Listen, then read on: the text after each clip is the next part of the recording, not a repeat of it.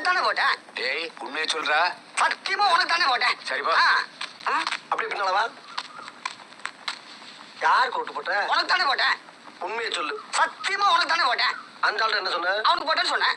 ஏன்ட்ட என்ன சொன்ன? உனக்கு போட்டேன்னு சொன்னேன். இதுல எதுல உண்மை? ரெண்டும் ஒண்ணுதானே. என்னடா சொல்ற? அவர்கிட்ட வாங்கின காசுக்கு ஏடி சின்னத்துல ஒரு குத்து, உங்ககிட்ட வாங்கின காசுக்கு தென்னமலை சின்னத்துல ஒரு குத்து. ஆக மொத்தம் ரெண்டு குத்துனே. மூணாவது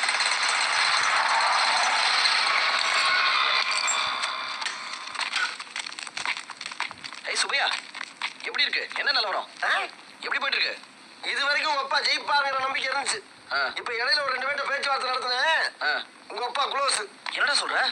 ஏப்பா ஏன் வேற கழிச்சு வச்சுட்டு போயிடும். அட நீ என்னப்பா அதான் கூடவே ஒரு நிறைய வளர்க்குறிய. நான் எங்க நிறைய வளர்க்குறேன்? அதுதான் உன் கூட கடையில வேலை செய்யறான் நல்ல பையன் தான். என்னைக்காவது ஒரு மோத்தல முடிச்சு பார்த்திருக்கியா? இல்ல. இன்னைக்கு முடிச்சு பாரு, என்ன நடக்குங்கிறது தெரியும். அப்படிங்கிற இன்னைக்கு அந்த பய முகத்துல முடிச்சுட்டு போய் அந்த வடக்குப்பட்டி ராமசாமி கிட்ட கடனை வசூல் பண்ணிட்டே வரேன். டேய் நரி, கடை முதலாளி வந்திருக்க, எழுந்திரிப்பா. தொல்லையா போச்சே. ஒன்ன கேளுமா, எழுந்திரிமா. அதெல்லாம் முடியாது. நரி, ஒரே ஒரு தடவை எழுந்திரி நரி. தூக்கத்தை கெடுக்கிறீங்களே. மேல இருக்கு. எங்க பார்த்தாலும் பாலியல் வன்கொடுமை, போதை கலாச்சாரம் இருக்கு.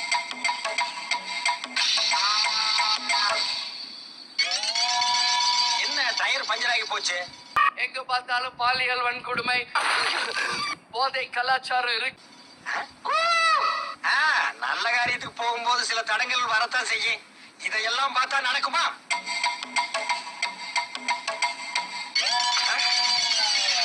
என்ன செருப்பு அருந்து போச்சு? 2வது தடங்களும் ஆகி போச்சே. எங்க பார்த்தாலும் பாலியல் வன்கொடுமை, போதை கலாச்சாரம் இருக்கு. சக்சஸ்.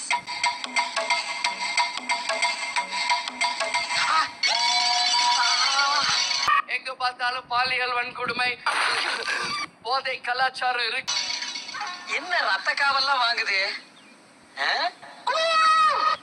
என் பணம் வந்துடும்.